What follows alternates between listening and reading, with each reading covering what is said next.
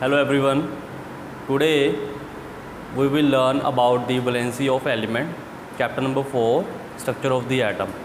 This is another very important topic, that is the valency of element. तो आज हम सीखेंगे कि वैलेंसी क्या होती है, वैलेंसी ऑफ एलिमेंट क्या होती है। ठीक है, लास्ट वीडियोस में हमने देखा था, बहुत बुरी स्कीम को पढ़ा था, कैसे इलेक्ट्रॉन डिस्ट्रीब्यूट होते हैं।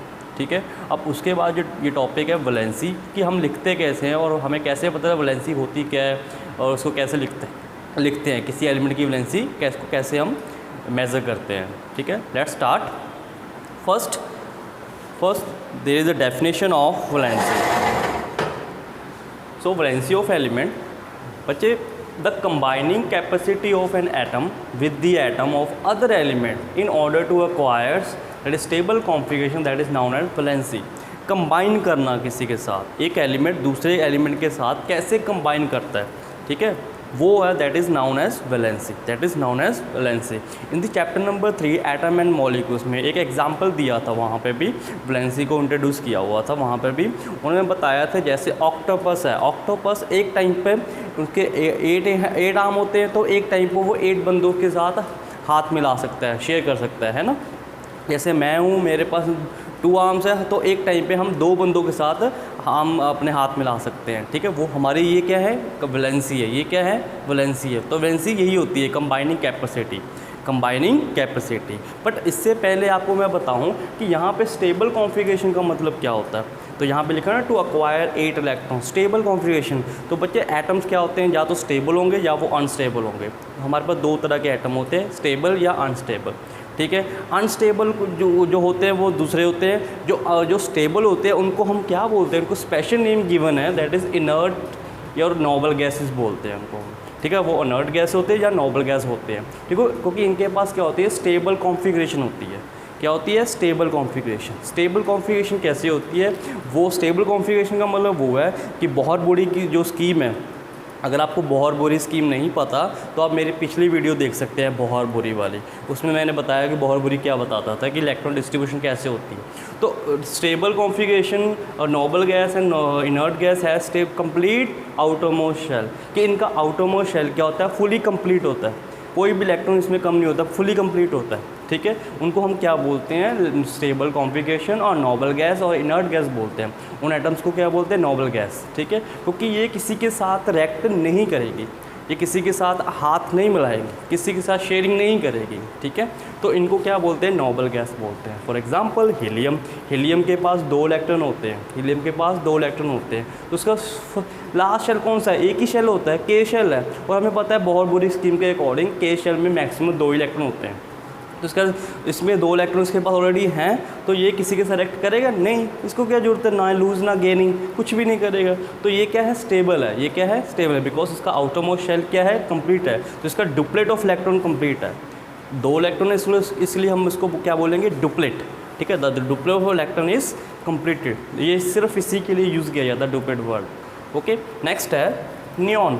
नियॉन एक ऐसी इनर्ट गैस है जिसके जो आउटरमोस्ट शेल है वो ऑलमोस्ट सारा कंप्लीट ही होता है। ठीक है, दैट इज 2-8। ऐसे ही आर्गन है, ऐसे ही क्रिप्टन है, जीनोन है, रेडन है। तो ये ऐसी गैसेज है जो किसी के सेलेक्ट नहीं करती। ठीक है, और इनकी स्टेबल कॉन्फ़िगरेशन होती है। कहने का मतलब है इनकी आउटरमोस्ट शेल क्या होता है, कंप्लीट होता है। आउटरमोस्ट शेल क्या होता है, कंप्लीट होता है। ठीक है, तो noble gases are stable and least reactive, ये किसी के साथ रिएक्ट नहीं करती। और हम इनके, क्योंकि इस लास्ट शेल में बहुत बुरी स्कीम ने क्या बोला था कि एक शेल में 8 इलेक्ट्रॉन आएंगे, बोला था ना उसने। देखो यहाँ पे 8 वाली सेटिस्फाई हो रही है, उनको क्या बोले, ऑक्टेट इसका कंप्लीट है। Oct for 8, octet of electrons, तो octet of electron is completed, तो that's why it is known as noble gases. ठीक है, तो ये थे स्टेबल वाले। अब अनस्टेबल की बात करते हैं। अनस्टेबल ये वाले होंगे, अनस्टेबल ये वाले होंगे। ठीक है, जितने भी बाकी रह गए वो सारे अनस्टेबल हैं। तो हर अनस्टेबल एटम की एक डिज़ायर होता है कि वो स्टेबल कॉन्फ़िगरेशन ले ले, कि वो किसी के साथ रिएक्ट ना करे।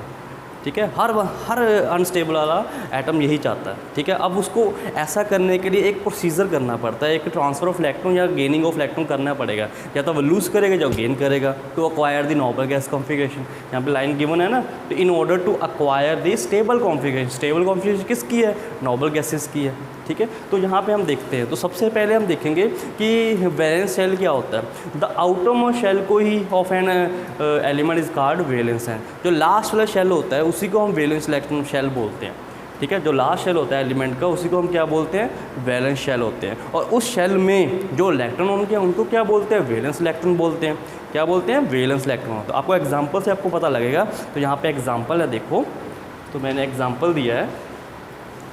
फर्स्ट है हाइड्रोजन। हमें पता है हाइड्रोजन के पास एक इलेक्ट्रॉन होता है। ठीक है, हाइड्रोजन के पास एक ही इलेक्ट्रॉन होता है। ठीक है, तो वो क्या करेगा, अब हाइड्रोजन के बाद इसके कोई ऐसी कोई स्टेबल कॉन्फ़िगरेशन, इसके बाद कोई ऐसा कोई स्टेबल एलिमेंट है कि जिसकी स्टेबल कॉन्फ़िगरेशन है। हाँ, इसके बाद हीलियम है, हीलियम के बाद 2 इलेक्ट्रॉन है।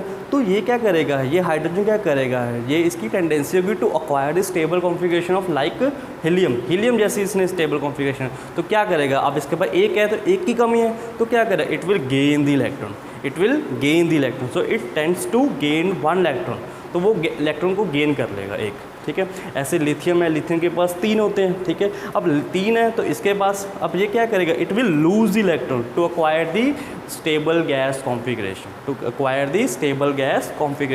तो it will lose 1 electron. Like ऐसे ही मैग्नीशियम के बाद 2 एक्स्ट्रा होते हैं, तो वो क्या करेगा, यहाँ पे लूज़ करेगा 2 इलेक्ट्रॉन्स को, क्या करेगा, लूज़ करेगा।